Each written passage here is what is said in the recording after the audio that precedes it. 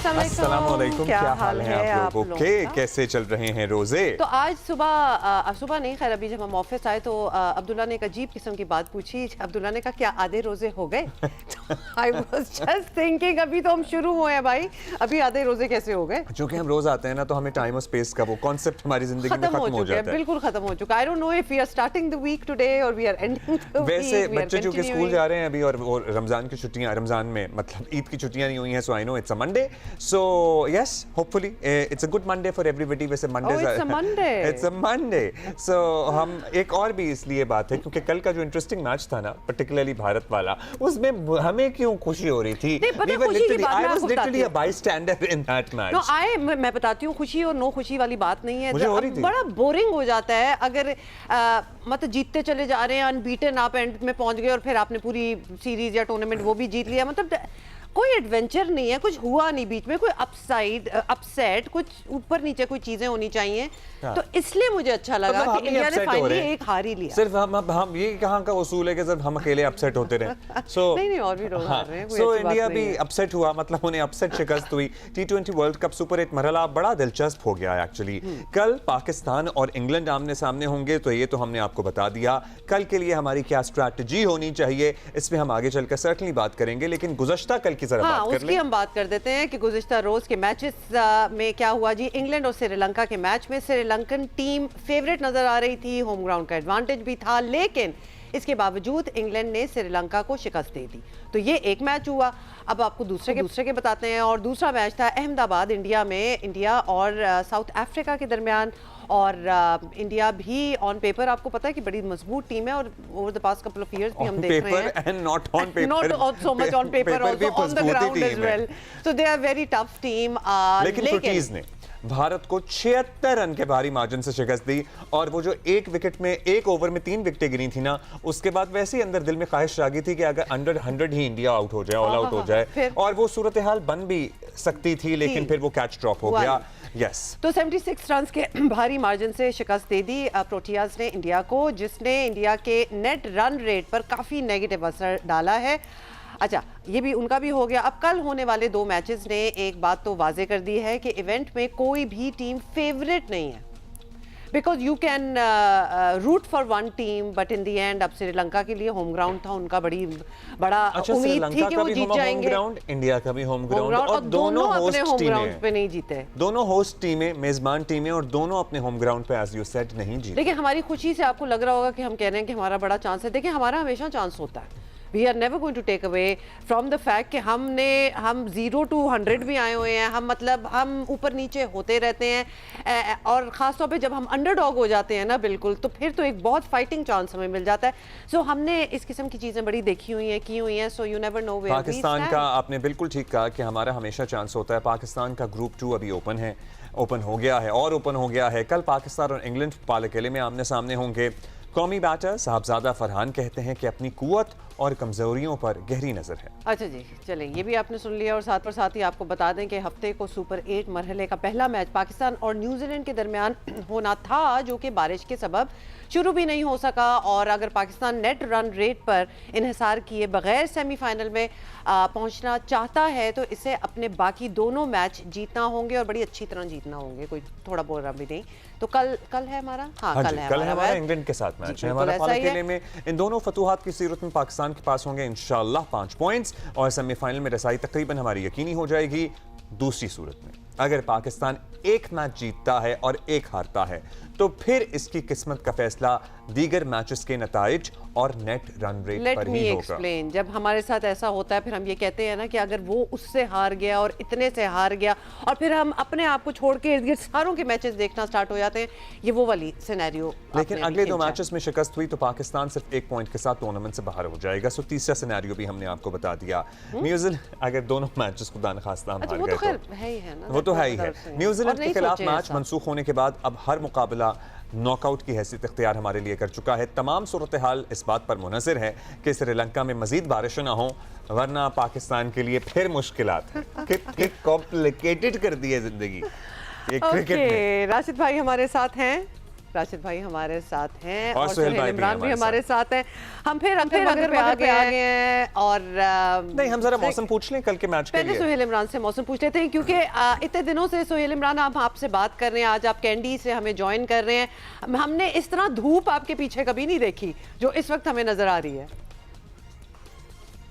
अस्सलाम वालेकुम, बहुत शुक्रिया। आपने वाकई धूप इस तरह की नहीं देखी और मुझे इसका एहसास जो है वो मैं बता नहीं सकता कि मैं पिछले 10-5-7 मिनट से खड़ा हूँ, खड़ा नहीं हुआ जा रहा है, इतनी तेज धूप है। ज्यादा ही हो गया, सॉरी। और पिछले 3-4 घंटों से बिल्कुल इसी तरह, जब सुबह हम ट्रेनिंग के लिए आए थे पाकिस्तान टीम के कवर करने के लिए, उस वक्त थोड़े से बादल छू थे, लेकिन अभी आप देख सकते हैं बैकग्राउंड पर बिल्कुल क्लियर वेदर है। और कल भी कुछ इसी तरह की प्रेडिक्शन की गई है कि बारिश अगले 3 से 4 रोज उस तरह की नहीं है जिस तरह पिछले 5-6 रोज यहाँ पर हुई है। बहुत ज्यादा मूसलाधार बारिश भी होती रही है, तूफानी बारिश होती रही है। हमने जब वापस आ रहे थे इस तरफ तो दरख्त भी गिरे हुए थे, खासा यहाँ पर रहा। लेकिन अब अगले 3 से 4 रोज जो है वो बड़ी अच्छी वेदर की प्रेडिक्शन की गई है और इससे लग रहा है कि पाकिस्तान को मुकम्मल पूरे 2 मैचेस यहाँ पर मिलेंगे खेलने के लिए और उनमें पाकिस्तान को अच्छा भी करना पड़ेगा। कोलंबो के वेदर से, कोलंबो की कंडीशन से यहाँ पर कंडीशन भी मुख्तलिफ है और यही वजह है कि उस कंडीशन को सामने रखते हुए कुछ चेंजेस के बारे में भी सोचा जा रहा है। लेकिन अभी कुछ देर पहले पाकिस्तान टीम यहाँ से रवाना हुई अपना ट्रेनिंग सेशन मुकम्मल करने के बाद पालेकल इंटरनेशनल स्टेडियम से होटल की जानब। फिर उनकी शाम के औकात में मीटिंग है और उसमें कुछ फैसला किया जा सकता है कि कल अगर बेहतर इसी तरह का रहता है तो किस कॉम्बिनेशन के साथ जाना चाहिए। लेकिन लग ऐसे रहा है जो कॉम्बिनेशन यहाँ पर हमने देखा नेट्स पर, जिस तरह शाहीन अफरीदी और सलमान मिर्जा और उसके साथ साथ फखर जमान, साइम अयूब, इनके ऊपर बहुत ज्यादा तवज्जो दी गई और उन्होंने लंबे सेशन किए यहाँ पर पालेकल स्टेडियम में। अच्छा, अब अबरार का कुछ पता लग सका आपको? Would he be playing tomorrow, Suhail? जी, अब मैं बिल्कुल इब्रार का नाम भी मैं लेना चाहूंगा यहाँ पर, क्योंकि जो एक नेट था जो स्पिन बॉलर्स के लिए मखसूस था, वहां पर हमें सबसे ज्यादा बॉलिंग अगर किसी बॉलर करते हुए दिखाई दिए वो इब्रार ही थे। ठीक है। तो कल जो मैच यहाँ पर हुआ था इंग्लैंड का और उसमें भी स्पिनर्स छाए रहे, उसमें भी स्पिनर्स छाए रहे। यही तो सारी बात है। बल्कि ये बात हम राशिद भाई आपसे भी पूछना चाहते हैं कि पहले भी हम बात कर रहे थे, कंडीशन की बात करते हैं, ग्राउंड, पिच, बारिश होना एंड ऑल दैट। मतलब हम देख रहे हैं कि स्पिनर्स की गेम है बेसिकली। ज्यादातर तो जो मैचेस जीत रहे हैं वो कमाल स्पिनर्स, पर्टिकुलरली लास्ट 2 मैचेस। अगर हम देख लें इंग्लैंड वर्सेस श्रीलंका, अगर उसी को देख लें सिर्फ, तो कमाल तो स्पिनर्स का ही था उसमें। जी, कल का मैच अगर देखते हैं तो स्पिनर्स ने डोमिनेट किया है, चाहे वो श्रीलंका के हो चाहे वो इंग्लैंड के हो। लेकिन यहाँ पे अच्छा तेज बॉलर भी कामयाब होता है, जैसे जोफ्रा आर्चर है, तेज बॉलर 140 प्लस करता है। तो हमारे पास भी 2 हैं लेकिन वो परफॉर्म नहीं कर रहे। एक तो खेल नहीं रहे नसीब क्या, दूसरा शाहीन ने परफॉर्म नहीं किया हुआ। इन दोनों में से एक को खेलना चाहिए। बहुत ज्यादा स्पिनर्स होने चाहिए कल के, जिस तरह कल का मैच देखा है। इसमें देखें slow left arm fast bowler जो हमारे पास, स्लो तो नहीं है, मतलब मीडियम पेसर फहीम अशरफ हैं या सलमान है, वो वेरी करते हैं बॉल को। लेकिन यहाँ पे एक तेज बॉलर चाहिए होगा, लेकिन हमें ज्यादा फोकस अपने स्पिनर्स को भी करना पड़ेगा। अबरार को खेलना, अब लास्ट मैच मोस्टली यही होता है कि जब लास्ट मैच जो खेले होते हैं वही टीम खेल रही थी, एक फखर जमान की चेंज भी है। लेकिन मैं समझता हूँ इंग्लैंड के खिलाफ जो कि स्ट्रगल करते हैं स्पिनर्स पे, जो कि लेफ्ट आर्म स्पिनर पे भी किया उन्होंने, राइट आर्म लेग स्पिनर पे भी किया, और मिस्ट्री स्पिनर होना चाहिए क्योंकि इंग्लैंड के मिडिल ओवर वो अच्छा खेलते हैं। नो डाउट अगर पावर प्ले देखें बहुत अच्छा नजर नहीं आएगा आपको, लेकिन मिडिल ओवर में उनका अच्छा खेल लेते हैं। विल जैक अच्छा खेल लेता है नीचे से आके, हैरी ब्रूक है उनके पास, बैथल है, बेंटन है। तो यहाँ पे कंट्रोल करने के लिए सिर्फ एक स्पिनर जो है स्पेशलिस्ट वो है उस्मान तारिक। यहाँ पे अबरार अगर दूसरे एंड से आएंगे तो फर्क जरूर पड़ेगा। जहाँ तक इंग्लैंड के बॉलिंग का ताल्लुक है, उनके पास भी 6 पूरे बॉलर हैं, 3 स्पिनर हैं, 3 पेसर हैं। सैम करन ने कल बॉलिंग नहीं की, वो भी एक अच्छे बॉलर है, स्विंग करते हैं, बैटिंग बीच में अच्छी कर लेते हैं। विल जैक अच्छे ऑफ स्पिनर है। तो अभी तक देखने में यही आया कि इंग्लैंड ने 3 मैच जो हम जीते हैं वो स्ट्रगल किए। हालांकि एक मैच इटली से उन्होंने जीता है, थोड़ा सा मुश्किल हो गई थी, एक नेपाल से जीता है, और कल का मैच तो बहुत मुश्किल था। कैप्टनसी और कैलकुलेशन इनकी अच्छी लग रही है, बहुत अच्छी क्रिकेट नहीं खेल रही, लेकिन इस वक्त भी वो डेंजरस टीम लग रही है। सर्टनली डेंजरस टीम लग रही है। उसके लिए जाहिर है हमें क्या तैयारी करनी है वो अहम सवाल है and that remains the question. अब अच्छा हमें भी कोई सुहेल भाई से जरा बात कर लें। अच्छा सुहेल भाई ये बताइएगा कि बैटिंग लाइनअप के बारे में कुछ खबर मिली है आपको, कोई इनसाइड स्टोरी, कोई स्कूप? मतलब बाबर 4 नंबर पर ही आएंगे, फ़खर आएंगे तो वो ओपन करेंगे साहबजादा फरहान के साथ, या फिर वो नंबर 1 डाउन आएंगे और साइम और साहबजादा फरहान ओपन कर रहे होंगे? बैटिंग लाइनअप हमारा क्या बनता हुआ कल के मैच के लिए नजर आ रहा है? अब्दुल्ला, बैटिंग में तो मुझे तब्दीली ज्यादा कुछ दिखाई नहीं दे रही, लेकिन अब जैसा राशिद भाई ने जिक्र किया, बॉलिंग के शोबे में आप कुछ देख सकते हैं कि उसमें आपको तब्दीली करना पड़ सकती है, लेकिन बैटिंग के शोबे में फ़खर ने जिस तरह आज स्लॉगिंग किया, यहाँ पर एक्सटेंडेड उन्होंने अपनी बैटिंग की है यहाँ पर नेट्स में, तो मुझे तो नहीं लग रहा कि फ़खर जमान जो है वो बार बैठ रहे हैं। अब जहां तक बैटिंग ऑर्डर के ऊपर आज अगर आप देखें, या उनका माइक हसन की जो पिछली प्रेस कॉन्फ्रेंस थी जिसमें वो फहीम अशरफ आपको कल आते हुए नजर आ रहे हैं टीम में? जी डेफिनेटली उन्होंने आज बैटिंग भी की है, बॉलिंग भी की है। अब इस बेसिस पे हम फैसला कर सकते हैं क्या? दोनों चीजें होती हैं इसमें, राशिद भाई ज्यादा इनपुट दे सकते हैं। एक राय ये होती है कि जी मैच से एक दिन पहले आप अपने जो जिनको खिलाना होता है आप उनसे ट्रेनिंग कम करवाते हैं, लेकिन दूसरा क्योंकि अब 2 दिन का गैप आया हुआ था तो आपने बॉलर को भी आजमाना, तो ये कोई ये कोई मतलब ये कोई रूल नहीं है, कोई फॉर्मूला नहीं है जिससे हम किसी नतीजे पे पहुंच सकें। राशिद भाई, हमें अगर कोई चेंज करना है अपने बैटिंग लाइनअप में, कल करना चाहिए या बस जो है वही है? अब ये 4 नंबर पे बाबर को खिला रहे हैं, वही एक मौजूद बहस बना हुआ है पूरे पाकिस्तान में, बल्कि हर जगह ही जहाँ पे क्रिकेट देखी जाती है। अगर उनको पावर प्ले में नहीं खिलाना, उसके बाद तो जगह बनती नहीं है, 6 ओवर के बाद उनकी जगह नहीं बनती, तो वहां पे आप ट्राई कर सकते हैं, नाफे को ट्राई कर सकते हैं, बल्कि फ़खर जमान नंबर 4 पे हो जाए और नाफे को नंबर 5 पे कर दें।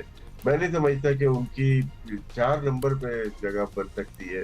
तो ये अब कैलकुलेशन इन्हीं की है, जिस तरह प्रेस कॉन्फ्रेंस में भी उन्होंने यही कहा कि जब 10 ओवर हो जाते हैं, 11 ओवर हो गए तो उसकी जगह बनती नहीं है। तो एक कैप्टन हो जाए या आपका हेड कोच जाए, वो कॉन्फिडेंट नहीं है। हम लोग जितने भी बैठे हुए, मैं हर जगह सुन रहा हूँ, सबका भी यही ख्याल है कि बाबर 4 नंबर नहीं खेल सकते। तो अगर तो खिलाना ही है तो नंबर 3 पे क्यों ना ट्राई करके वो देख रहे हैं, एक ये चेंज हो सकती है। अदरवाइज टीम तकरीबन वही लग रही है, फ़खर जमान एक चेंज है, वही आएंगे। और हुमा कह रही थी कि फहीम अशरफ की जगह उन्हें अभी समझ मतलब हम सोच रहे थे, देखिए बाबर को तो वी अंडरस्टैंड, हाँ अबरार आ जाए फहीम की जगह, बिल्कुल आना चाहिए अबरार को। तो ये changes when will these changes be announced? मतलब कल तो से पहले बिल्कुल ही राइट बिफोर द मैच ही होगा, प्लेइंग 11 अनाउंस करते हैं कल मैच से पहले। देखें जैसे सोहेल भाई ने कहा, तो प्रैक्टिस में आपको नेक्स्ट डे मैच का पता चल जाता है, आइडिया हो जाता है कि कौन खेल रहा है, कौन प्लेइंग 11 में। हाँ कोई इंजरी हो जाए तो वो फोर्स चेंज आ जाती है, अदरवाइज जो जाते हैं जितने भी हमारे गए में लोग कवर करते हैं। अच्छा राशिद भाई, आपने कल इंडिया का मैच देखा, और अगर आपने देखा है, मतलब obviously it's a very strong team, क्या आपको लगा? पता नहीं हमारे घर में क्यों एक्साइटमेंट थी इंडिया के मैच के दौरान। एक्साइटमेंट भी छोड़ दें, लेकिन टेक्निकली अगर हम एक्चुअली देखें, और जिस तरह राशिद भाई आपने देखा होगा, क्या where did they go wrong? देखिए प्लेइंग 11 उनकी अच्छी नहीं, मगर उनके जो अक्षर पटेल या कुलदीप यादव को आप बाहर नहीं कर सकते थे। और यहाँ पे गुजरात में ये फाइनेंशियल उसके लिए कराते हैं मैच के, ज्यादा से ज्यादा क्राउड आए, ये इनके लिए बहुत अच्छा स्टेडियम नहीं रहा। अगर हम आईपीएल के मैचेस देखते हैं, 200 प्लस चेज होते हैं यहाँ पे, यहाँ ब्लैक सॉइल अमूमन यूज करते हैं। इंडिया जब भी खेलती है, या आईसीसी का इवेंट है, वो ब्राउन या रेड सॉइल पे ज्यादातर खेलती है, ड्राई हो जाती है, टर्न ज्यादा होती है। ये अगर हम मिलर की बात कर रहे हैं या साउथ अफ्रीकन, सारे प्लेयर आईपीएल में खेलते हैं, और इस ग्राउंड तो होम ग्राउंड है उनका एक तरह से। तो वो इनकी प्लेइंग 11 और गुजरात में मैच, और इंडिया की बैटिंग लाइनअप जब जीरो करना शुरू हुए, आपके अभिषेक हो गए या ईशान किशन है, तिलक वर्मा है, तीनों लेफ्ट हैंडर है, तो मेरे ख्याल से साउथ अफ्रीका ने टारगेट अच्छा किया। 55 डॉट बॉल खेली है इंडिया ने, और तमाम फास्ट बॉलर ने स्लो ओवर 150% किए, जो कि नई चीज अगेंस्ट इंडिया लेके आए। फुल लेंथ बॉल किए, आगे बिल्कुल यॉर्कर टाइप की या स्लो की है, जिसमें डिसीव किया उन्होंने। यार मैं मतलब कि ये उनकी वर्किंग है, जो कि किसी भी बड़े इवेंट में साउथ अफ्रीका करती है। वर्ल्ड टेस्ट ये तो बाकी टीमों के लिए सबक है ना कि बैटिंग ऑर्डर, बैटिंग आपकी जितनी भी डीप हो जाए, अगर नहीं अच्छी होगी तो फिर you can't win the match. इस पे क्रेडिट जाता है उनकी स्ट्रेटेजी का। साउथ अफ्रीका जिस तरह से प्लानिंग करके आ रहे हैं, वर्ल्ड टेस्ट चैंपियनशिप ऑस्ट्रेलिया जैसी टीम को हरा दिया उन्होंने टेस्ट मैच में, लॉर्ड्स में, तो वो बहुत वर्किंग कर रहे हैं। टेस्ट मैचेस देखे, इंडिया को इंडिया में हरा दिया, तो उनके प्लेयर्स तो हैं, लेकिन जो चीज वो अप्लाई करना चाहते हैं अपने प्लेयर के थ्रू, वो उसको कर रहे हैं, अपने अप्लाई कर रहे हैं उनके प्लेयर। दूसरे ममालिक के थोड़ा सा कोशिश करते हैं अपनी तरह की क्रिकेट खेलें। अगर मार्क जैनसन को, या कल आपने देखा होगा मार्करम ने पहला ओवर किया और उसके बाद एक विकेट लेके वो हट गए, ये उनकी प्लानिंग का हिस्सा था। अगर विकेट मिल जाए तो हमारे 3-3 ओवर कर जाते हैं दूसरे ममालिक में, सिर्फ हमारे यहाँ नहीं। तो वो स्ट्रिक्ट रहते हैं अपने प्लान के ऊपर कि आज हमारे ये प्लान देके दिया है, हम इस पे स्ट्रिक्ट रहेंगे, इसको एग्जीक्यूट करेंगे। यही उनकी कामयाबी है। और साउथ अफ्रीका की मिडिल ऑर्डर जिस तरह से खेली, 20 पे 3 आउट हो गए थे, और उसके बाद ब्रेविस ने और मिलर ने 90 प्लस की पार्टनरशिप और रन रेट को तेज रखा उन्होंने। ऐसा नहीं है कि अब इंडिया के लिए जरूरी है कि साउथ अफ्रीका सारे मैच जीते। अगर एक मैच भी हारता है तो नेट रन रेट के ऊपर आ जाएगा, जिसमें इंडिया 2 मैच जीतने के बाद भी बाहर हो सकता है। अच्छा, इंटरेस्टिंग। बड़े ये देखिए, हर कोई अगले पे डिपेंडेंट है कि कौन जीते कौन हारे। एब्सोल्युटली। अच्छा सोहेल इमरान, फाइनली ये बता दें मौसम का अगेन कल क्या फोरकास्ट है, क्या इसी तरह ही रहेगा, या कैंडी में भी ऑब्वियसली हमें पता है हर जगह ही बारिश वैसे तो वहाँ होती है, लेकिन इस हवाले से फोरकास्ट क्या कल तो क्लियर है? जी अब्दुल्ला हुमा, कल भी कुछ इसी तरह का वेदर एरिया की प्रेडिक्शन है, लेकिन यहाँ पर कुछ कहा नहीं जा सकता हर चीज तौर पर। शाम के औकात में ज्यादा बादल आ जाते हैं। कल मैच मुकम्मल हुआ था, पहले सारा दिन यहाँ पर कैंडी में हल्की ड्रिजलिंग होती रही, पासिंग शावर भी थे, बहुत ज्यादा मैच हुआ, मुकम्मल हुआ। लेकिन अब जो ही मैच खत्म हुआ और उसके बाद बारिश का सिलसिला शुरू हो गया और रात तक यहाँ पर हल्की ड्रिजल जो है वो जारी रहती। लेकिन जब से हम सुबह से यहाँ पर मौजूद है, या इससे पहले भी जब हम अपनी रिहाइश से यहाँ पर आ रहे थे, तो बिल्कुल इसी तरह का वेदर है, क्लियर ब्लू स्काई। और कल परसों और आगे 28 जब यहाँ पर आखिरी मैच है, अगले 3 से 4 रोज तब तक ऐसा ही वेदर एक्सपेक्टेड है। बहुत शुक्रिया आपका सोहेल, बहुत शुक्रिया आपका राशिद भाई। एंड अच्छा, सिंध में जरा सियासत गर्मा गर्म हुई है आजकल। अच्छा जी, थोड़ा सा बैकग्राउंड आपको दे देते हैं और उसके बाद हम बात करेंगे कि सिंध में नए सूबों के इशू पर वफाकी हुकूमत की 2 बड़ी इत्तेहादी जमातें पीपल्स पार्टी और MQM के दरमियान लफ्जी जंग जोरों पर है, और दोनों के दरमियान असेंबली के अंदर और बाहर तलखियां बढ़ती जा रही हैं। सिंध हुकूमत ने हफ्ते को सिंध में सूबे की तकसीम के खिलाफ पेश की गई करारदाद जो है वो कसरत राय से मंजूर कर ली, और ये करारदाद वज़ीर आला सिंध मुराद अली शाह की जानिब से पेश की गई थी। वज़ीर आला ने यहाँ तक कहा कि करारदाद की मुखालफत करने वाले को सिंध का मुखालिफ समझा जाएगा। सिंध को तोड़ दिया जाए, कराची को एक सूबा बनाया जाए। सबसे पहले तो मैं इन सारे बयानात की, इन सब बातों की पुरजोर मजम्मत करता हूँ।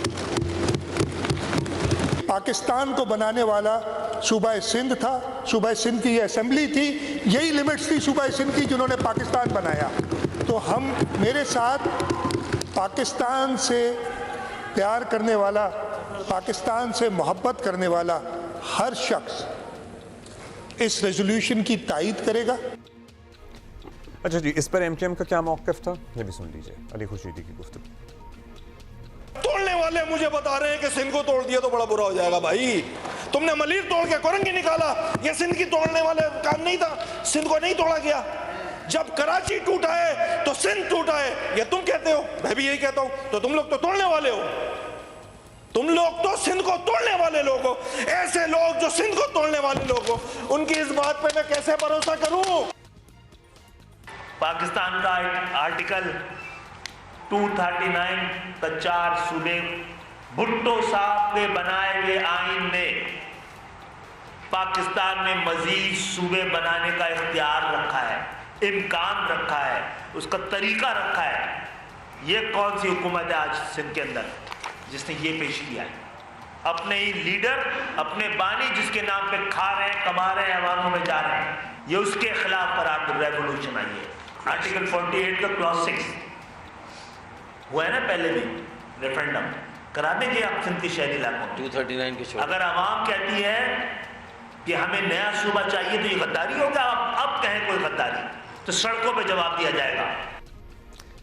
अच्छा जी, ये तो है सूरत हाल। और नए सूबे के मामले पर पीपल्स पार्टी और मुत्तहिदा कौमी मूवमेंट के दरमियान इख्तलाफात ज़ोर पकड़ रहे हैं। वैसे क्या ऐसी सूरत ये कभी मुमकिन भी होगा? ये सब सियासत ही है या फिर दिस कैन एवर एमक्यूएम का ये जो मुतालबा है ये हकीकत से कितना करीब तर है, इस पे भी ज़रा बात होनी चाहिए। सईद गनी साहब अभी तो हमारे साथ मौजूद हैं, वज़ीर मेहनत और अफरादी क़ुव्वत हैं सिंध के।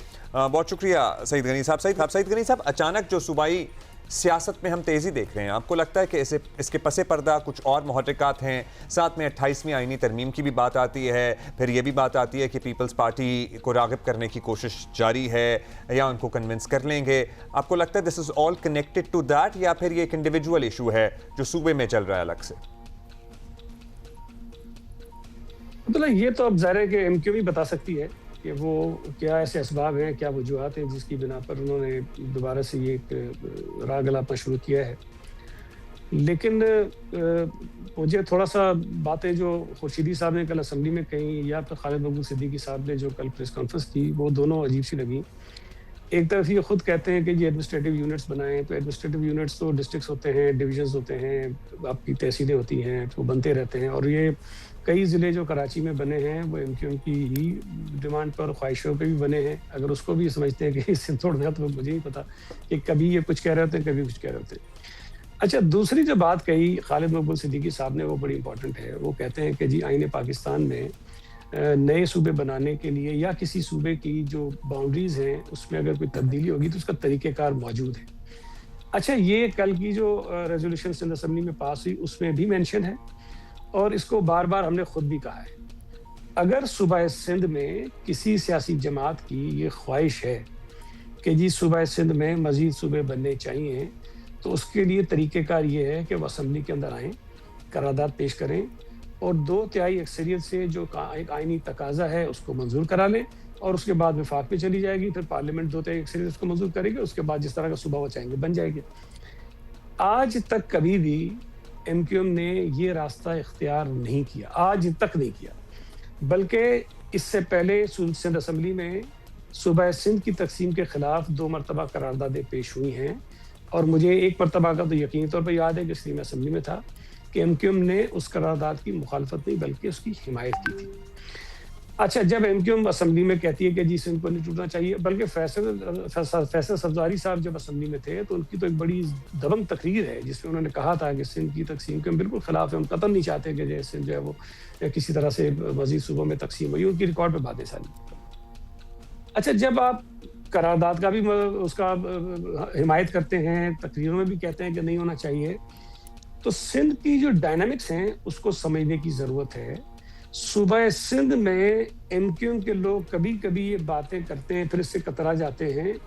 उसके अलावा जितनी सियासी जमातें हैं, चाहे वो PMLN हो, चाहे वो तहरीक इंसाफ हो, चाहे वो JUI हो, चाहे PTI हो, जितनी जमातें सूबा सिंध में जिनका कम या बड़ा इनकी स्टेक्स हैं वजूद है, वो सब एक ज़बान होकर ये कहते हैं कि सिंध में मजीद किसी सूबे की ज़रूरत नहीं है, सिंध को इसी तरह से रहना चाहिए। अच्छा, जो तरीक़ाकार जो आईन में वज़ा है, जो तरीक़ाकार आपने जिक्र किया, जाहिर है उसके थ्रू तो कभी वो कामयाब हो नहीं सकते। नेचुरली 2/3 अक्सरियत से करारदाद कभी भी मंजूर हो नहीं सकती सूबाई असम्बली से, या फिर आगे उसके आगे जाने की बात तो फिर बाद में होती है। बीच में ये भी मामला शुरू हुआ था कि जी वफाक के ज़ेरे इंतज़ाम दे दें कराची को। बात क्या है गनी साहब? द कोर इज़ कराची का इशू, कराची की हालत, रादर कराची की हालत ज़ार। चलिए एमक्यूएम आप कह लीजिए कि सियासत कर रही है, लेकिन कराची के शहरी, कराची के एक्टर्स, कराची के इन्फ्लुएंसर्स, कराची के बिल्डर्स, आबाद वाले, मतलब जो आपको कहते हुए नज़र आते हैं, क्या वो सियासत कर रहे हैं या वो एक्चुअल चाहते हैं कि कराची में बेहतरी आए और कराची जो इस वक्त लिवेबिलिटी इंडेक्स में दुनिया में 5वें नंबर पर है नीचे से, उसकी रैंकिंग भी बेहतर हो? और गनी साहब, उसके बाद जब ऐसी बातें उठती हैं ना, तो कराची के जो अपने शहरी हैं वो भी ज़रा फॉर एंड अगेंस्ट सोचना स्टार्ट हो जाते हैं। वो एक्चुअली इस डिस्कशन के अंदर घुस जाते हैं ओनली बिकॉज कराची के हालात जो हैं वो ठीक नहीं हो रहे, वो उस तरह ठीक नहीं हो रहे जिस तरह हम बाकी मुल्क में देख रहे हैं। मतलब सॉरी, शायद आपको ये कंपैरिजन अच्छा ना लगे, लेकिन अभी हम लाहौर से होके आए हैं और लाहौर का एक और ही लेवल है, और थोड़ा सा भी अगर ये कंपैरिजन कोई चख लेना तो फिर उसको ऐसी बातों पे वो सोचना स्टार्ट हो जाते हैं कि maybe there is something in it, शायद हमें सोचना चाहिए इस तरफ। देखिए, अब थोड़ा सा मैं ज़रा अर्ज कर देता हूँ। एक तो हमें पूरा जो ये कॉन्सेप्ट है ना डेमोक्रेसी का, गवर्नेंस का, उसको समझने की जरूरत है। आप समझते हैं, लेकिन फिर भी मैं थोड़ा सा आसानी के लिए बता दूं। देखिए, सूबा सिंध की आबादी कोई 5.5 करोड़ से जायद है। अब उसके अगर 5.5 करोड़ लोगों में से कुछ लोग फैसला करना चाहते हैं तो कोई तरीकेकार होगा ना उसका, कि कैसे फैसला होगा। अब उसका तरीकेकार आइन ने ये निकाला है कि लोग नुमाइंदे मुंतखब करेंगे, असम्बलियों में जाएंगे और अवाम 5.5 करोड़ लोगों की नुमाइंदगी सूबाई असम्बली के अंदर मौजूद है। उसके ऊपर सवाल जवाब हो सकते हैं, लेकिन वो नुमाइंदे हैं। अब उनकी नुमाइंदगी करते हुए फैसला सिंध असम्बली के लोगों ने ही करना है। कभी मुझे हैरत होती है कि पंजाब से साहब आते हैं, वो बैठ के कह देते हैं कि जी कराची को ऐसा कर दे। भाई तुम जाके वहां बात करो, तुमने जो करनी है। एतराज उठा सकते हो हुकूमत के ऊपर, ठीक है, लेकिन किसी को यह तो नहीं पहुंचता कि केपी से आ जाए, पंजाब से आ जाए, बलूचिस्तान से आ जाए, इस्लामाबाद से आ जाए और कहे जी सिंध को ऐसा कर दो। सिंध को कैसा रखना है, कैसा करना है, इसका फैसला सिंध के लोगों ने और उनके मुंतखब नुमाइंदों ने करना है। पहली बात। दूसरी बात, मैं आपसे 100% इत्तफाक करता हूँ कि जी इशूज हैं और इशूज के ऊपर बात बिल्कुल करनी चाहिए। कल भी पीटीआई ने और जमात इस्लामी ने अगर उस करारदाद की हिमायत की थी तो उन्होंने ऐसी हमारी तारीफें को पुल नहीं बांधे थे। उन्होंने हम पर शदीद तनकीद की थी, हमारी गवर्नेंस पे तनकीद की थी उन्होंने, लेकिन उसके बाद कहा कि नहीं, इस इशू पर हम आपके साथ हैं, लेकिन ये प्रॉब्लम है, इसको आप ठीक करें। फेयर इनफ, हम पे तनकीद बनती है। अगर कराची में हम कुछ ठीक नहीं कर रहे हैं, उस पर बात करें, जो करना है सो करें, लेकिन उसको बुनियाद बना के कि चूंकि कराची की सड़कें टूटी हुई हैं इसलिए इसको अलग कर दीजिए। अगर कराची में खुदा ना खास्ता गटर के अंदर कोई बच्चे बेचारे गिर गए जिनकी जानें चली जाए, नहीं जानी चाहिए, हमारी कोताही है, लेकिन इसको बुनियाद बना के आप ये तो नहीं कह सकते कि कराची को अलग कर दीजिए। या अगर बारिश में पानी की ज्यादा ठहर जाता है तो आप कहते हैं जी कराची को अलग कर दीजिए। मैं समझता हूं कि हमें थोड़ा सा, जो बात में पहले करा था कि सूबा सिंध में जो लिसानी तफरीक है उसको समझने की जरूरत है। इस सूबे ने, इस शहर ने माजी में जो अजाब झेला है, जो दिन देखे हैं, जितनी जाने लोगों की गई हैं, हमें उस तरफ कतई नहीं जाना चाहिए। मैं ये नहीं कहता कि पीपल्स पार्टी को माफ कर दीजिए, बिल्कुल माफ मत कीजिए आप, लेकिन पीपल्स पार्टी की गलतियों को, कोताहियों को यहाँ लिसानी तफरीक में मत। गनी साहब सॉरी, कुछ आपने जो चीजें सॉरी मैं जरा आप बिल्कुल सवाल कर लीजिएगा। देखिए, मैं सिर्फ ये कहना चाहता हूँ कि सूबा सिंध में बड़ी सेंसिटिव चीजें हैं, ये बड़ी एक लाइन ड्रॉ करते हैं, बड़ी हल्की सी है, उसको समझने की जरूरत है। गवर्नर हाउस में आप लोगों को बुलाते हैं, 100 दफा बुलाइए, कराची के इशू पर बात बिल्कुल कीजिए, लेकिन वहां से अगर कोई ऐसी बात निकलेगी जहां सिंध के रहने वालों को ये महसूस हो कि ये सूबा सिंध के खिलाफ साजिश हो रही है, तो वो सूबा सिंध के खिलाफ नहीं, वफाक के खिलाफ साजिश करते हैं। यहाँ पर लोगों के अंदर शुक्र है पिछले 20-25 सालों से लिसानी फसादात यहाँ नहीं हो रहे हैं, यहाँ तफरीक वो नहीं है। मुझे महसूस ही होता है कि कुछ जमातें, कुछ लोग जानबूझकर ये सूरत-ए-हाल पैदा करना चाहते हैं। आप कह रहे हैं कि वो लिसानी फसादात को हवा देने की कोशिश आप कह रहे हैं। लेकिन जो आपने जो प्रॉब्लम है कराची के, गनी साहब, जो आपने कहा है कि बारिश ज्यादा हो तो फिर बात हो जाती है कि जी अलहदा करो, गटर में कोई गिर जाए तो फिर बात हो जाती है। ये एक एक करके बातें हो तो बात बनती है, नहीं तो सब कुछ साथ है। These are are problems here in Karachi. मतलब ये एक होता है तो याद नहीं आ जाता है किसी को कि नहीं जी अलहदा होना चाहिए ताकि इसकी गवर्नेंस बेहतर हो सके, और so on and so forth. All of this is happening in Karachi. This is the reality of Karachi. मतलब हमारे पास कोई एक मोटरवे नहीं है, हमारी सड़कों के जो हाल है, पानी का जो हाल है, गटर के ढक्कन ना होना, अभी गुल प्लाजा जला, and so on. गनी साहब, अभी गुल प्लाजा जला। आपको पता है कि 1122 सूबाई हुकूमत के अंदर आता है, फायर ब्रिगेड KMC के अंडर आता है। मतलब ये सिस्टम इतना कॉम्प्लिकेटेड है कि किसने किस तरह रिस्पॉन्ड करना है। 1122 को कॉल करेंगे तो फिर वो KMC को आगे इंस्ट्रक्ट करेगा। फायर ब्रिगेड्स और उनके स्टेशंस के हालात हम काफ़ी दिनों से कवर कर ही रहे हैं जियो पे। बात ये कि बेहतरी की कोई उम्मीद तो नज़र आए। मतलब जो हमें कुछ पोस्टें नज़र आती हैं from those who are responsible on social media, वो लिटरली 1-1.5 सड़क होती है या 1-2 ग्रीन बेल्टें होती हैं। मैं आपसे एक गुजारिश करूँ, देखिए आपकी बात से मैं इत्तेफाक कर लेता हूँ कि चले ये इश्यूज हैं कि हम इन इश्यूज को कैसे ठीक करें। इस पे सवाल हो सकता है ना हमसे, इस पे बात हो सकती है। जुडिशल कमीशन बन गया है, अपनी सिफारिशात जरूर देगा, आइडेंटिफाई करेगा कि किसकी कहाँ कोताही थी, किसकी गलती थी, सजाएं किसको मिलनी चाहिए, बहुत ठीक बातें होनी चाहिए। लेकिन मेरी गुजारिश सिर्फ इतनी है कि अगर गुल प्लाजा में आग लग गई, उसमें चले कोताही सही बनेगी सही, लेकिन मेरी कोताही को बुनियाद बना के कोई ये कैसे कह सकता है कि जी कराची को अलग कर, जब पूरे सूबा सिंध के 95% से ज्यादा लोग ये समझते हैं कि ये नहीं होनी चाहिए, उनके नुमाइंदे समझते हैं कि नहीं होनी चाहिए। और जो ये कहता है, मैं तो तक बार बार असेंबली में कह चुका हूँ, अगर किसी जमात की ख्वाहिश है तो भाई असेंबली में ले आए ना करारदाद, क्यों नहीं लाते? जो रास्ता है उस रास्ते को इख्तियार नहीं करते। ये लोगों को उकसाते हैं, नफरतें पैदा करते हैं। ये ना करें, ये सुबह सिंध के मफाद में नहीं है। ये जो चीजें आप सवाल जो उठा रहे हैं ना, ये सारे मामला जिस तरह के ये उठाए जाते हैं एमक्यू की जानिब से, किसी और की जानिब से, ये मसाइल हल नहीं करेंगे, ये मसाइल को मजीद उलझाएंगे और शायद जो असल मसाइल है, हकीकी मसाइल हैं, उससे आपकी तवज्जो हटेगी और हम किसी और लड़ाई झगड़े में पड़ जाएंगे। देखिए, हम कराची की बात करते हैं, मैं सिर्फ एक गुजारिश करूंगा आपसे, कभी आप थोड़ा सा इसको इस एंगल से भी देखें कि जो कुदरती आफात आती है ना, वो कहाँ नहीं आती है। मुझे पाकिस्तान का, दुनिया को तो छोड़ दें, मुझे पाकिस्तान का कोई एक शहर बता दें जहां पे ऑपोजिशन की कोई जमात खड़े होके बजाय इसके कि बारिश के पानी में फंसे हुए लोगों की मदद करे, वहां खड़े होकर हुकूमत को गालियां देना शुरू कर देते। मुझे बताइए कि गुल प्लाजा में जब वाकया हुआ तो बजाय इसके कि मिलजुल के हम कोशिश करें कि लोग निकले, उस वक्त जब आग लगी है, जब लोगों को बचाने की जरूरत है, वहां हुकूमत को गालियां देना शुरू कर देते।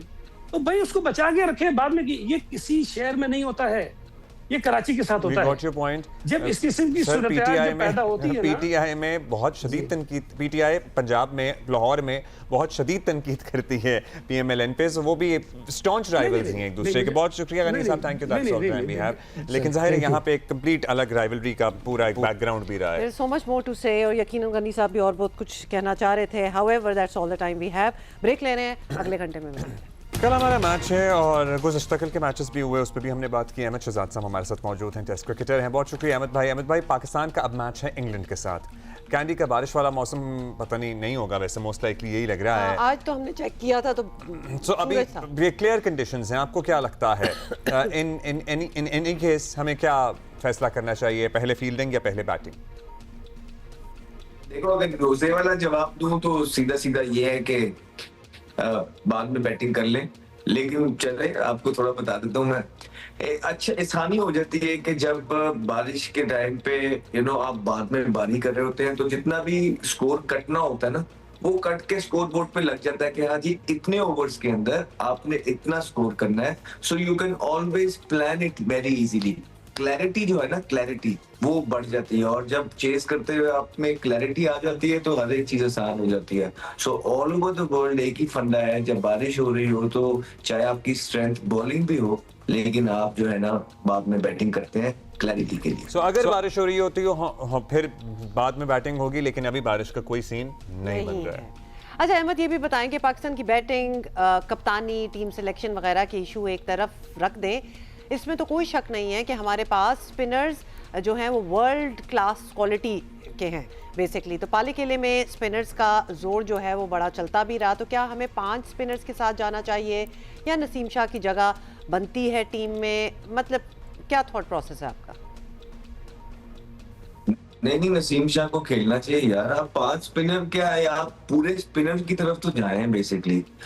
पाले किले के अंदर स्पिनर को भी असिस्टेंट मिलती है और फास्ट बॉलर को भी मिलती है। तो आपके वो जो ऑलराउंडर्स हैं जिनकी ना बारी आ रही है ना बॉलिंग आ रही है, बराए मेहरबानी आप उनको एक्स करके नसीम शाह को टीम के अंदर डाल सकते हैं। फिर आपने हर हाल में अबरार को लेके आना है। इंग्लैंड के साथ मैच है, इंग्लैंड की बैटिंग ऑलरेडी अच्छी फॉर्म के अंदर नहीं है और वो मिस्ट्री स्पिनर्स को अच्छा नहीं खेलते। उस्मान तारिक ऑलरेडी आपके पास पड़े हैं, अगर उस्मान के साथ आप अबरार को भी ले आएंगे तो बहुत जबरदस्त हो जाएगा। और अभी भी ख्वाजा नाफे जो है नंबर 4 पे बनते हैं। अच्छा, बैटिंग की बात करें तो एक मुतफ़िक़ा राय तो यही है कि बाबर आजम की जगह फिलहाल बहुत से लोगों को बनती नहीं नजर आ रही, क्योंकि बहुत से लोगों को ये नहीं समझ आ रहा कि नंबर 4 पे उनकी जगह कहाँ से जस्टिफाइड है। लेकिन अगर एक लो स्कोरिंग पिच हो तो फिर तो चाहिए जो विकेट बचाने वाला हो, संभल के खेलने वाला हो। आपका क्या ख्याल है इस बारे में? नहीं तो आप देखें ना कि खिला लें, बिल्कुल ठीक है। अगर आप टीम मैनेजमेंट को उन पे कॉन्फिडेंस है और उनको लगता है कि वो पास के अंदर बड़ी अच्छी फॉर्म के अंदर है, इंटरनेशनल में उन्होंने बड़ी परफॉर्मेंस की हुई है रिसेंट पास के अंदर, फिर उसके बाद बिग बैश के अंदर अगर उनके नंबर्स अच्छे हैं और उनको लगता है कि वो बैक कर रहे हैं, उनको होना चाहिए तो ठीक है। अदरवाइज तो इन फॉर्म बैटर जो होता है, इन फॉर्म बैटर वो ही आपके तमाम मर्ज की दवा होता है। और वो बल्लेबाज जिसके बारे में बयान कोच के, कप्तान के ख्यालात इस तरह हो कि पहले 6 ओवर के अंदर जो है वो सूटेबल नहीं है क्योंकि उनका 100 से नीचे का स्ट्राइक रेट ठीक है, उसके बाद 10 ओवरों के बाद भी उनकी गेम सूटेबल नहीं है क्योंकि वो एक्सेलरेट नहीं कर सकते, तो बीच में बचते हैं 4 रन जो 6 से लेके 10 के दरमियान में। तो उनके लिए वो आपने बिल्कुल डाल लीजिए, अगर नहीं तो ये फंडा हमें भी समझा दीजिए। पूरे पाकिस्तान ने ये फंडा, जिस तरह एक दफा हमने सुना था, एक चेयरमैन क्रिकेट बोर्ड ने कहा था रोनाल्डो की जो डाइट प्लान है वो नासा बनाती है, जिस तरह हमें वो समझ नहीं आया, इस तरह ये जो प्लान बाबर के लिए माइक हेसन ने बनाया ये भी हमें समझ नहीं आया। बहुत शुक्रिया भाई। अच्छा, टेस्ट क्रिकेटर हमारे साथ है। We are asking everybody because we want to win all the, we can not afford to lose any more matches, तो लिहाजा वी हैव टू विन। समझ आ गई थी ना आपको क्या बात है? between the conversation. You told me. Okay, कुछ आपको दिखाना है बन्नू में जी। आपको पता है इफ्तारी पे बड़ी हम एक्चुअली ढूंढ रहे होते हैं कोई डिफरेंट चीज होनी चाहिए, ये तो बहुत और तो आज तो इतनी डिफरेंट आ गई है कि मैं थोड़ी सी पीछे हो गई हूँ कि ये हमने खाना है कि नहीं खाना। तो बन्नू में जी इफ्तारी के दस्तरखान पर ऊंट के गोश्त के पुलाव ने अपना मुनफरिद जायका जो है ना उसकी वजह से जगह बना ली है। और इफ्तारी से पहले लोगों का जो रश लगा होता है जी ये ऊंट का पुलाव। अच्छा, आई हैव हैड ऊंट के गोश्त की nihari and it's really amazing, but pulao nihari, हाँ, ऊंट के गोश्त की। बट आपको पता था कि अंदर किसका गोश्त है? बताया गया था। एनी डिफरेंट स्मेल और समथिंग लाइक दैट? नॉर्मल जैसे बीफ होती है। सो देखें, चलिए देख लेते हैं। मंजूरुद्दीन की रिपोर्ट है वो मैं बता रहे हैं। आई am not sold yet, but पहले हम देखेंगे। बन्नू में रमज़ान इफ्तारी के दस्तरखानों पर ऊंट के गोश्त के पुलाव ने अपने मुनफरिद ज़ायके की वजह से जगह बना ली। इफ्तारी से कबल लोगों का पुलाव खरीदने के लिए गैर मामूली रश नज़र आ रहा है। अगर आप भी रवायती इफ्तार से उतार चुके हैं तो रुख कीजिए बन्नू का, जहां ऊंट का पुलाव आपकी इफ्तारी को रौनक बख्श देगा। अपने मुनफरिद ज़ायके ने बीफ और मटन पुलाव की बादशाहत को खतरे में डाल दिया है। ऊंट का गोश्त इफ्तार में शुरू हुआ है और मैं इफ्तार के लिए ले जा रहा हूँ डेली। रेट भी सस्ता है कि 800 रुपए का किलो है, पहले 600 रुपए का किलो था, अभी 800 रुपए का किलो किया है क्योंकि सारे ऊंट डालता है। अगर अभी तक बन्नू का ये खास ऊंट पुलाव नहीं चखा तो यकीन कीजिए कि आपने इस रमजान एक बड़ी सौगात मिस कर दी। रोज़ेदारों का बढ़ता हुआ रश इस बात का सबूत है कि बन्नू का सराई ज़ायका अब इफ्तार की सबसे बड़ी डिमांड बन चुका है। जियो पाकिस्तान के लिए कैमरामैन हारून और अहमद बिलाल के साथ Manzooruddin, Geo news, Bannu. How do you like it? बड़े टीवी से देखते हुए ऑब्वियसली हमारे लिए भी ये पैकेज ही था। ये इतने बड़ी जो हड्डे आ जाते हैं ना, हड्डी तो नहीं थी, हड्डा था, तो वो मेरा मूड ऑफ हो जाता है इतनी बड़ी हड्डी देख के ना गोश्त में। अदरवाइज मुझे ऐसा लग रहा है कि वो टेस्ट में अच्छा होगा और लोगों को बड़ा अच्छा लग रहा है। What about you? हाँ, ठीक। लेकिन कोई चिकन और मटन वगैरह को कोई खतरे में नहीं डाल रही ऊंट का pulao. I don't think that's happening, क्योंकि I would still, my vote is always for mutton pulao. I think beef pulao भी बहुत अच्छा मिलता है। चलो beef pulao also. Chicken no, chicken और पुलाव डोंट जेल, वो बिरयानी के लिए ठीक है, लेकिन mutton and beef would be okay, not ऊंट। अच्छा जी, अभी आगे बढ़ेंगे और पंजाब के सरकारी स्कूलों में असातिज़ा के लिए नया ड्रेस कोड नाफिज कर दिया गया है। तमाम मर्द और ख़वातीन टीचर्स तालीमी औकात में अपने लिबास के ऊपर स्याह गाउन लाजमी पहनेंगे। ब्लैक कलर का जो गाउन होता है, teachers gown, interesting, like it. मुझे तो अच्छा ही लग रहा है। बाज़ स्कूलों में टीचर्स ने नए ड्रेस कोड पर अमल करना भी शुरू कर दिया है और बहुत से टीचर्स आज स्कूल में स्याह गाउन पहन के भी आए हैं, दिखाई दिए। पंजाब हुकूमत का कहना है कि स्याह गाउन तालीमी वक़ार, पेशा वाराना शनाख्त और नज़्म व ज़ब्त की अलामत है। दूसरी तरफ इस नए ड्रेस कोड को लेकर कहा जा रहा है कि हर मौसम में गाउन जो है वो पहनना क्या टीचर्स के लिए आरामदेह होगा या नहीं, तो ये भी बड़ा सवाल है। बहरहाल इस बात से कता नज़र कि ये फैसला ठीक है या नहीं, पंजाब भर में ड्रेस कोड पर अमल कराना किसी चैलेंज से कम नहीं हो गया। मतलब पूरे पंजाब की बात हो रही है, कोई छोटी मोटी जगह तो है नहीं। तो हुकूमत ने तमाम स्कूलों के हेड मास्टर्स को, हेड मिस्ट्रेसेस को हिदायत की है कि वो रोज़ाना ड्रेस कोड पर अमल दरामद को यकीनी बनाए। बेसिकली वो भी एक रोल कॉल ही कर लेंगे कि किसने पहना हुआ है किसने नहीं। और डिस्ट्रिक्ट एजुकेशन ऑफिसर्स को इस फैसले को नाफिज करने का हुक्म भी दिया गया है। When I was growing up, like literally school में जब मैं 1, 2, 3, yes, it was the thing in our school. We were abroad, but remember this gowns वो काले रंग का, अगर नीचे आपने टीचरों ने साड़ी पहनी हो, कोई शलवार कमीज पहना हो, whatever you wanted to wear, और वो गाउन वो भी आगे से खुला होता था। इट्स जस्ट एक डिस्टिंक्शन हो जाती थी कि ये टीचर है, और बहुत बारीक कपड़े का होता है। इससे मेरा ख्याल है मौसम का भी कोई लेना देना असरअंदाज नहीं होगा। बैरिस्टर उसामा फजल हैं हमारे साथ मौजूद हैं, chairperson task force sustainable development goals. Barrister साहब, सरकारी टीचर्स के लिए ड्रेस कोड पॉलिसी क्या है और ये कैसे ज़रूरी समझी गई कि इसको अब नाफिज होना चाहिए? बता दीजिए ज़रा बैकग्राउंड। पंजाब हुकूमत ने एक नोटिफिकेशन शाया किया है जिसमें उन्होंने जो एक ड्रेस कोड है टीचर्स के लिए across Punjab public sector schools के लिए, उसको लाजिम करार दे दिया गया है। और अगर आप उस नोटिफिकेशन का मतन देखें तो उसमें ब्लैक गाउन को जो है ना वो लाजिम करार दिया गया है for both male teachers and female teachers. और मेरे ख्याल में जो ब्लैक गाउन के नीचे उसको कोई भी एक जो डिग्निफाइड ड्रेस कोड होता है जिसमें शलवार कमीज होता है या पैंट शर्ट होती है, एक डिसेंट जो एक टीचर की डिस्टिंक्ट आइडेंटिटी को माशरे के सामने, सोसाइटी के सामने लेके आए, उसको बेसिकली जो है ना इम्प्लीमेंट करने के लिए ये नोटिफिकेशन जो है ना वो शाया किया गया। अच्छा, अब ये भी बता दीजिएगा कि इस पॉलिसी पर टीचर्स की जानिब से भी तहफ़्फ़ुज़ात हैं कुछ? वो समझते हैं कि दूर दराज इलाकों के मौसम की सख्तियां हैं और फिर अपना रिवाज एक होता है, अपना मौसम होता है, हर वक्त ये गाउन वगैरह पहनना एक बड़ा मुश्किल रूटीन हो जाएगा। ऑल्दो करके देखें, इतना मुश्किल वैसे होगा नहीं। तो क्या इन तहफ़्फ़ुज़ात में वज़न है या नहीं है? देखिए, मैं ये समझता हूँ सर कि जब भी कोई ऐसा नया इनिशिएटिव लिया जाता है तो एक आउटक्राई तो होती है, क्योंकि आप देखें ना एक अरसा दराज से ये असातिज़ा कराम हमारी ऑब्वियसली ये ताकत है हमारे डिपार्टमेंट की, ये स्कूल एजुकेशन डिपार्टमेंट की ये एक तरह से बैकबोन है। लेकिन साथ ही साथ जो एक आइडेंटिटी होनी चाहिए, जो एक प्रोफेशनलिज्म होना चाहिए, अपीयरेंस उसमें बड़ी काउंट करती है। तो मैं समझता हूं कि ये गाउन, ब्लैक गाउन का लाजिम करार देना ये वक्त की ऐन ज़रूरत भी है, क्योंकि अगर हम हमारा स्लोगन जो वो पंजाब सरकारी स्कूल मेयारी स्कूल का है, तो फिर उनको हमें उन स्टैंडर्ड्स पे लेके जाना ज़रूरी है जिन पे दुनिया जो है ना वो मतलब प्राइवेट सेक्टर जिसको डील कर रहा है या जिस पे दुनिया रिलाय कर रही है। बिल्कुल ठीक बात है, लेकर जाना चाहिए, लेकिन इसको आप कैसे नाफिज करेंगे? कोई पेनल्टीज होंगी, कोई फाइन वगैरह होंगे? How would you make sure कि ये इम्प्लीमेंट हो? और ये एक चीज़ ज़ोरों शोर से शुरू होती है, 10 दिन 15 दिन 1 महीना होती है और फिर आहिस्ता आहिस्ता लोग उसे भूल देते हैं। थोड़ा सा हमें लग रहा है ये अच्छा हो बुरा हो जो भी है, ये कैच ऑन ज़्यादा देर तक करेगा नहीं। How would you make sure?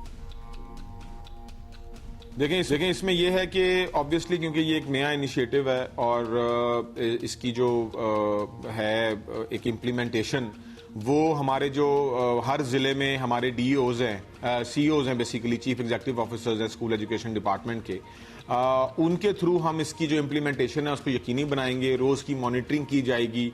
Obviously जब टीचर्स का स्कूल में, क्योंकि हमने उनकी अटेंडेंस को यकीनी बनाने के लिए जो एक मैकेनिज्म बनाया हुआ है जिसमें जो डिप्टी DOs हैं हमारे तमाम तहसीलों के, वो रोज़ की अटेंडेंस एक व्हाट्सएप ग्रुप्स के ज़रिए पिक्चर्स के थ्रू चेक की जाती है। तो उसी तरीके से ये ड्रेस कोड जो ये ब्लैक गाउन और एक डिसेंट ड्रेस कोड का जो एक नोटिफिकेशन किया गया है, मेरे ख्याल में इसका भी जो मैकेनिज्म है वो हम अपने CEOs के थ्रू ही, वो जो एक चेन हमने बनाई हुई है पहले ही जो मॉनिटरिंग के लिए, उसी के तरीके से मॉनिटर किया जाएगा। बहुत शुक्रिया जी, thank you and good luck. होना चाहिए। Usama Fazal, chairperson task force sustainable development goals. How do you feel about the gown? I would actually like it, बड़ी इंपॉर्टेंट सी फील हो, and if my teachers are wearing it, I would actually not mind at all. This is a prestige, I think, for the teachers. मुझे तो अच्छा लगे, वरना इतनी बड़ी-बड़ी यूनिवर्सिटियाँ और वहाँ के जो प्रोफेसर्स वगैरह होते हैं, हमने उनको तो पहने हुए देखा है मूवीज में भी और वैसे भी हमें पता है, तो व्हाई नॉट, मतलब एक इज्जत भी आपकी एक बढ़ती है। अच्छा जी, अभी कुछ और आपको इफ्तारी की चीज़ें दिखाएंगे हम, ठीक है? और हर जगह के अपने पकवान होते हैं, हर जगह का अपना कल्चर होता है, मौसमी एतबार से भी चीज़ें होती हैं, डिफरेंट होती चली जाती हैं। लाड़काना में इफ्तार के मौके पर मुख्तलिफ खाने और लवाज़िमात होते हैं, लेकिन इन सब में बसरी, am I pronouncing it correctly? Well, English में भी लिखा तो बसरी ही होगा। बुसरी है, बुसरी को ख़ास मकबूलियत हासिल है क्योंकि ना सिर्फ खुश जायका और पुराने वक्त, मतलब इट्स ओल्ड डिश, कदीम होने के साथ साथ कुव्वत बख्श, क्या मतलब एनर्जी, हाँ एनर्जी कुव्वत बख्श। बहुत मुश्किल हो गया, खाने से पहले ही मुश्किल लग रहा है। बुसरी की तैयारी के बारे में हमें बता रहे हैं, अभी मैंने सही बोला? पता नहीं।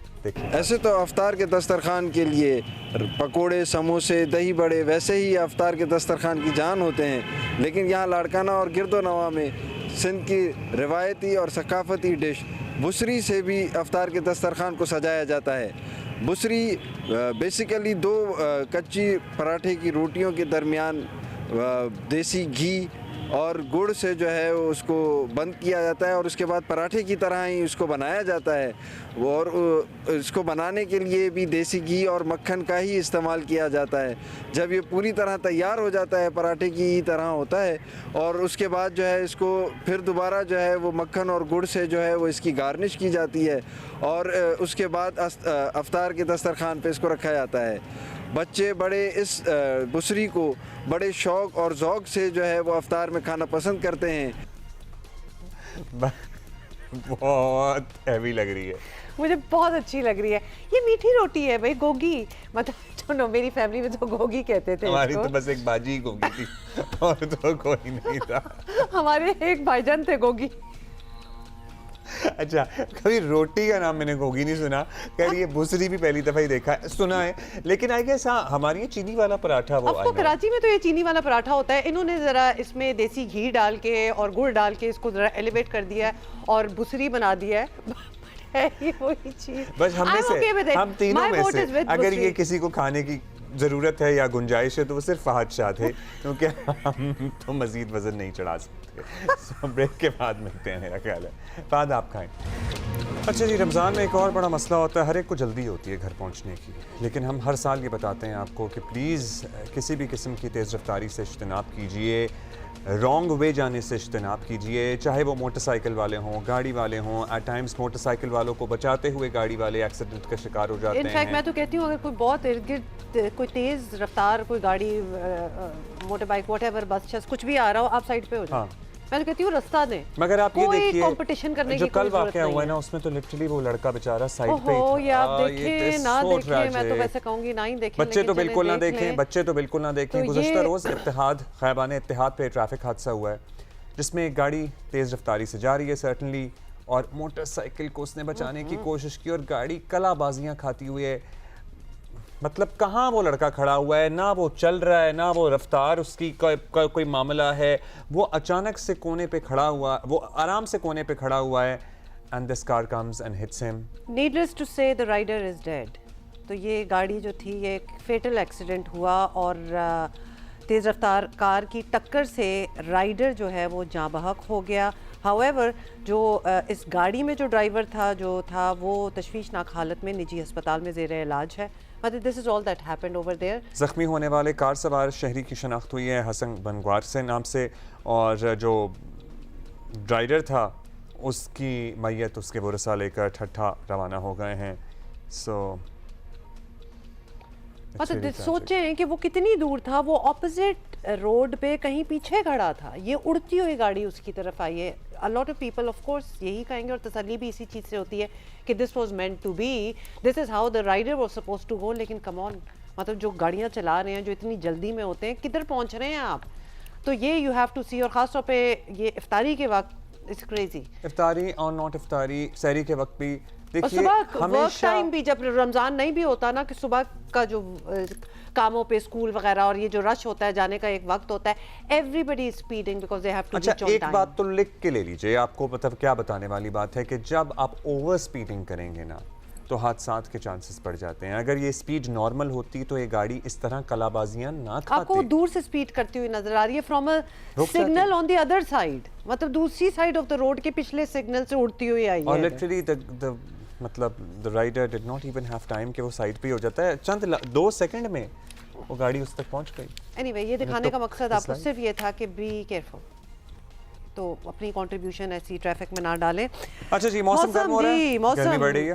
दिलचस्प बात ये है कि सुबह के औकात में शहरी धुंध भी देख रहे हैं। ये कब हो रहा है भाई? हो रहा है, ये हो रहा है। I don't know, I am not waking up to it. ये आपको पता है ना, साल का ये वाहिद महीना होता है जब हम सुबह नहीं उठते हैं।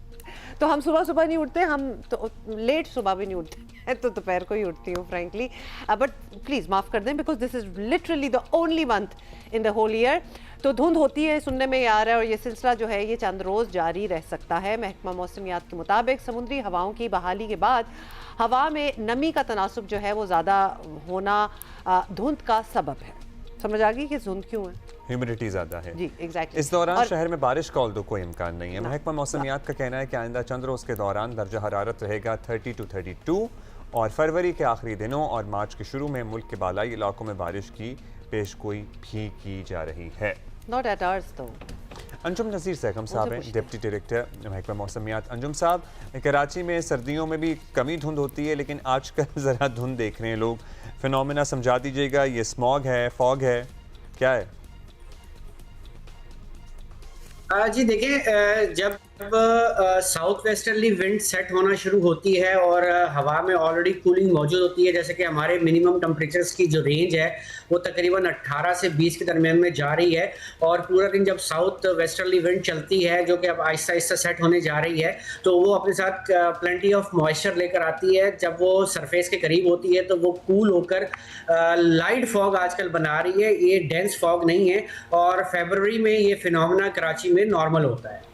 अच्छा, नॉर्मल होता होगा, लेकिन कराची वाले जो हैं, कराची के लोग, वो इस फिनोमेना के इतने आदी नहीं है, इस मौसम के इतनी आदत नहीं है उन्हें। ख़ास तौर पर ट्रैफिक का निज़ाम भी मुतासर हो जाता है जब ये फॉग स्मॉग टाइप सिचुएशन हो। तो क्या इंसानी सेहत को भी इससे कोई ख़तरा है? सांस से मुताल्लिक़ अमराज वालों के लिए ये ख़तरनाक नहीं है, ये मतलब ये स्मॉग होना? जी बेसिकली कराची में जो आजकल फिनोमेना हो रहा है, ये बेसिकली लाइट फॉग आप इसको कहेंगे, स्मोग नहीं है। ऑल्दो कि कराची की जो एटमॉस्फेयर है वो ऑलरेडी इतना साफ़ नहीं है क्योंकि इंडस्ट्रीज़ हैं, उसकी वजह से जो है वो पोल्यूशन तो रहती है। ताहम ये टिपिकल जो है फॉग का फिनोमेना है, तो थोड़ा सा जो इसका इम्पैक्ट जो है जो साइनस के मरीज़ हैं उन पे आता ज़रूर है, but it is not like dangerous जैसा कि ये पंजाब में हो। Okay. अच्छा, एक तरफ धुंध है, दूसरी तरफ गर्मी भी बहुत ज़्यादा, हमें तो ज़्यादा ही लग रही है, मतलब बहुत ज़्यादा नहीं है लेकिन ज़्यादा है। सो आने वाले दिनों के ज़रा आप बता दीजिए क्या अहवाल रहने वाले हैं? दर्जा हरारत अभी इतने ही रहेंगे, इससे ऊपर जाएंगे, बाकायदा गर्मी आ चुकी है? देखिए, अगर हम बात करते हैं टेम्परेचर्स की, तो थ्रू आउट द कंट्री जो टेम्परेचर्स हैं वो एवरेज से ज़्यादा ही रह रहे हैं, तकरीबन 3 to 5 डिग्री ज़्यादा हैं, चाहे वो दिन के औकात के टेम्परेचर हो या रात के टेम्परेचर हो, जिसको मैक्सिमम या मिनिमम कहते हैं। और लोग गर्मी इतनी ज़्यादा फील नहीं हो रही, लेकिन अगर हम एवरेजेस के हिसाब से इसको देखें तो ये ज़्यादा हैं, जो कि थोड़ी सी अलार्मिंग सिचुएशन है, specially north of the Pakistan के एरियाज़ में, जहाँ पर जो मेल्टिंग रेट है स्नो का वो बढ़ जाएगा और ग्लोव के इवेंट भी बढ़ते हुए नज़र आ रहे हैं। ताहम अगर इंसानी यानी कि ह्यूमन उसके हिसाब से देखा जाए, बर्दाश्त के हिसाब से, तो ऑलमोस्ट अभी बर्दाश्त के मुताबिक ही टेम्परेचर्स हैं। ताहम मार्च के सेकंड वीक से गर्मी में बढ़ावे का इम्कान नज़र आ रहा है। बहुत शुक्रिया अंजुम नज़ीर सहगम साहब, आप हमेशा हमें मदद करते हैं मौसम को समझने में और फिर आगे फोरकास्ट भी बता देते हैं। उस हवाले से हम अपनी जिसको भी कोई भी प्लानिंग करनी हो, छुट्टियाँ हो, ईद हो, मतलब बहुत कुछ you can do about it. अच्छा जी, ब्रेक ले रहे हैं, लेकिन व्हेन वी कम बैक आपको पता है कि कल बहुत बड़े अवार्ड्स हुए हैं और दुनिया में, मतलब नॉट ऑस्कर्स, उससे पहले जो होते हैं बाफ्टास, उसकी बात करेंगे आफ्टर दिस ब्रेक। हम डिस्कस कर रहे थे, बाफ्टा अवार्ड्स की बात हो रही थी और हम दोनों ये बात कर रहे थे कि कौन सी फिल्म किसने देखी है। मैंने कुछ वैसे देख ली हैं, तो सबसे ज़्यादा अवार्ड जो मिले हैं ना इसमें, and if you watch the movie तो आपको मूवी देखते हुए भी पता चल गया होगा कि इस मूवी को अवार्ड्स मिलेंगे, और वो है वन बैटल आफ्टर अनदर। और ये लेकिन हाउएवर लियोनार्डो डिकैप्रियो जो कि इसके जो हीरो हैं इस मूवी के, मतलब सारे अवार्ड इसको मिल गए, ऑलमोस्ट 6-7 मिले, लेकिन for the best male lead उनको अवार्ड नहीं मिला। अच्छा, इसको कौन कौन से अवार्ड मिले हैं? इसको 6 बाफ्टास मिले हैं, जिसमें बेहतरीन सिनेमाटोग्राफी है, बेहतरीन सपोर्टिंग एक्टर है, बेहतरीन एडिटिंग है और दीगर अवार्ड्स भी शामिल हैं। और कौन से? अच्छा, बेस्ट ये आपको बता दें, बेस्ट एक्टर का जो अवार्ड मिला है ना वो रॉबर्ट आरामायो को मिला है for the film I swear. अच्छा, मैंने कल परसों ही आई स्वेयर मूवी देखी है। It's a real life story, और एक होता है टोरेट सिंड्रोम जिसमें लोगों की स्पीच पे कंट्रोल नहीं होता और जो वो सोच रहे होते हैं वो उनके मुंह पे आ जाता है, एक्सप्रेशंस भी आ जाते हैं, और उसको किस तरह डील करना, मतलब व्हाट ए फाइन मूवी है, एंड कंसिडरिंग कि एक real life you know story है, तो ये डेफिनेटली आप जरूर देखें। और ये वर्दी था बंदा। वैसे इन्होंने बड़े-बड़े अदाकारों को, इन्होंने डिकैप्रियो को इन्होंने पीछे छोड़ दिया इस कैटेगरी में। टिमोथी बहुत ज्यादा फेवरेट समझे जा रहे थे, टिमोथी शैमले, उनकी भी बड़ी जबरदस्त मूवी आई है, वो भी खैर पीछे ही रहेगी इन द सेंस क्योंकि उनको भी नहीं मिला। उसके अलावा बेहतरीन अदाकारा का अवार्ड जो मिला है वो जैसी बकली को मिला है फॉर द फिल्म हैमनेट, और जो मैंने नहीं देखी। By the way. और कुछ? और इनका मुकाबला था केट हडसन के साथ, एमा स्टोन के साथ, सो मुकाबला इनका भी सख्त था। Alright, there you go. तो जो मूवीज नहीं आपने देखी वो आप देख लें, दे आर क्वाइट वर्दी। अब हम आपको ज़रा इफ्तारी की तैयारियां दिखा दें, थोड़ी सी लेके चलें। कहाँ लेके जा रहे हैं? नौशेरो फिरोज गुलाम हैदर हमारा वेट कर रहे हैं। बिल्कुल इस वक्त मौजूद है जिला नौशेरो फिरोज के शहर पटीदन के जलेबी चौक पर, जहां पर अफ्तारी की तैयारी की जा रही है। यहाँ पर लोग अफ्तारी के लिए समोसे, पकोड़े, फल खरीद रहे हैं। वहाँ पर लोग इस जलेबी चौक पे आकर यहाँ से गर्मा गर्म ताज़ा इलायची वाली जलेबियाँ भी खरीद रहे हैं। उनका कहना है कि हम अपने अफ्तारी के दस्तरखान पर मीठी मीठी जलेबी रखते हैं ताकि हम अपनी अफ्तारी को ज़्यादा उस मज़े को दोबारा करें। हम हर चीज़ अपने रोज़े अफ्तार करने के लिए हर चीज़ फ्रूट वगैरह लेके जाते हैं। इसी तरह हम रोज़ इस जलेबी चौक पे आते हैं, हम यहाँ से गर्मा गर्म जलेबी लेके जाते हैं। जलेबी लेने आए हैं, समोसे पकौड़े हमने ले लिए हुए हैं और जलेबियों के लिए हम यहाँ पे आए हुए हैं। यहाँ पर लोग आते हैं और यहाँ से गर्मा गर्म इलायची और मज़ेदार इलायची वाली जलेबी लेके जाते हैं ताकि वो अपनी अफ्तारी के मज़े को दोबारा कर सके। जबकि अफ्तारी के मौके पर समोसे पकौड़े भी तो रखे जाते हैं, ताहम उनका कहना है कि जलेबी जो है उनके दस्तरखान को मजीद खूबसूरत और लजीज बनाती है। पतली बारीक खूबसूरत जलेबी अच्छी लग रही है मुझे, बहुत क्रिस्पी है। I could taste it. वैसे इससे वो नहीं हो जाता थोड़ा सा क्या? आपका रोज़ा खराब? नॉट खराब पर से, खराब क्या होगा, खाया थोड़ी है, बट वो फीलिंग सी आ रही है। नहीं, फीलिंग पे मेरा ख्याल है कोई गुनाह नहीं मिलेगा Allowed a आपको। feeling. Feel it. It's And alright. time is up, I guess. We will see you of course tomorrow. We'll be here. Have a great day. Bye.